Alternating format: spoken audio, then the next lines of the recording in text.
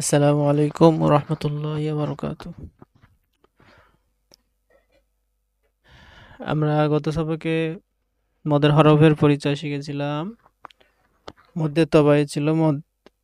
মদ মোট 4 প্রকার, তার মধ্যে থেকে একটি হচ্ছে মধ্যে তবাই।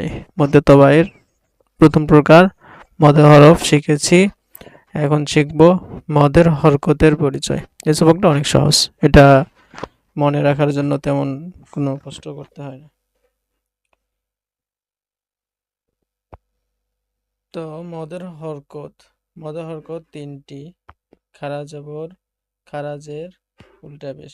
খারা জবর, খারাজের, উল্টা পেশ। এমনি আমরা হরকত পড়েছিলাম।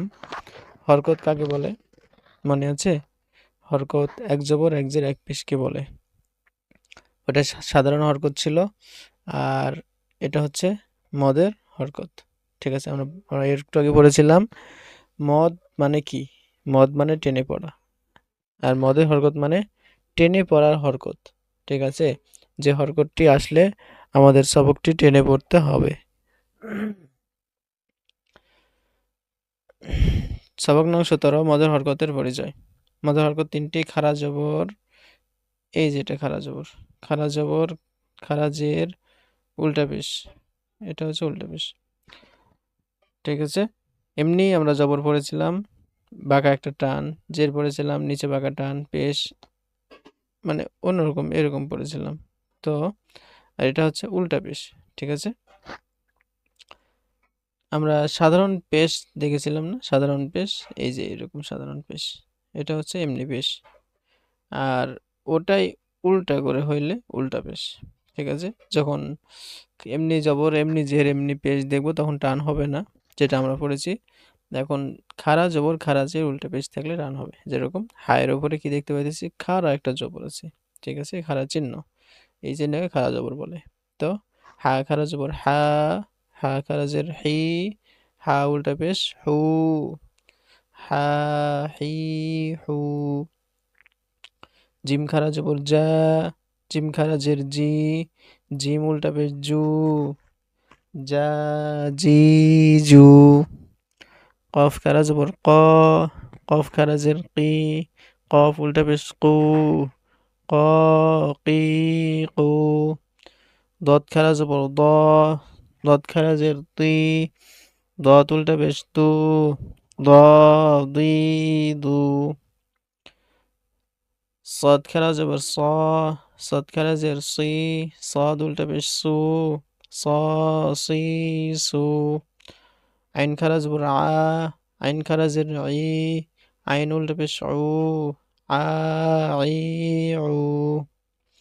কাফ খাড়া জবর কা, কাফ খাড়া জের কি, কাফ উল্টা পেশ কু, কা কি কু। শিন খাড়া জবর শা, শিন খাড়া জের শি, শিন উল্টা পেশ সু, শা শি সু। জাল খাড়া জবর জা, জাল খাড়া জের জি, জাল উল্টা পেশ জু, জা জি জু। র খাড়া জবর র, র খাড়া জের রি, র উল্টা পেশ রু, র রি রু। জ খাড়া জবর জ, জ খাড়া জের জি, জ উল্টা পেশ জু, জ জি জু। সা খাড়া জবর সা, সা খাড়া জের সি, সা উল্টা পেশ সু, সা সি সু। সিন খাড়া জবর সা, সিন খাড়া জের সি, সিন উল্টা পেশ সু, সা সি সু। মিম খাড়া জবর মা, লাম জের লি, কাফ জের কি, মালিকি। হামজা জের ই, লাম খাড়া জবর লা, ইলা, হা দুই পেশ হুন, ইলাহুন। কাফ জের কি, তা খাড়া জবর তা, কিতা, বা জবর বা, হা উল্টা পেশ হু, কিতাবাহু। এগুলো যুক্ত হরফ।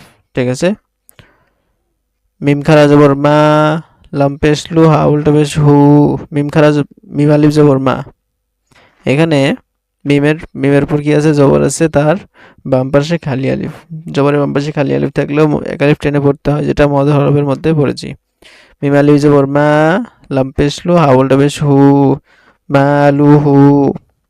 আইন জের ই বা আলিফ জবর বা ইবা দাল জের দি হা খারা জের হি ইবাদিহি হা খারা জবর হা জাল জের জি হা খারা জের হি হাজিহি কাফ পেশ কু তা পেশ তু কুতু বাজের বি হা খারা জের হি কুতুবিহি বাজের বি কাব জবর কা বি কা লাম জের লি বি কালি মিম খারা জবর মা বিকালিমা তাজের তি হা খারা জের হি বিকালিমাতিহি।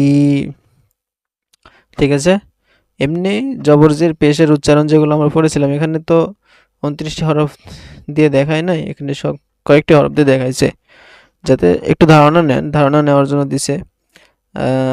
আমাদের হরকত যেগুলো পড়েছিলাম, হরকত কাব জবর কা কাব জের কি কাব পেশ কু কা কি কু, তো এই হরকতগুলোর উপর মিলিয়ে হরকতে যেরকম উচ্চারণ হয় সেই উচ্চারণটাই একটু টেনে পড়লে সেটা হবে কি মদের হরকত।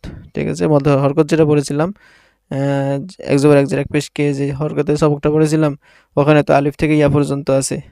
ঠিক আছে, ওটার ওটাই ওটার উপর ভিত্তি করেই হবে, শুধু এখানে এক লিফ টেনে পড়তে হবে, ওখানে টান ছাড়া পড়তে হবে। নেই, ঠিক আছে, তাহলে আজকের মতো এই সবক। সবাই ভালো থাকেন। আসসালামু আলাইকুম ওয়া রাহমাতুল্লাহি ওয়া বারাকাতুহু।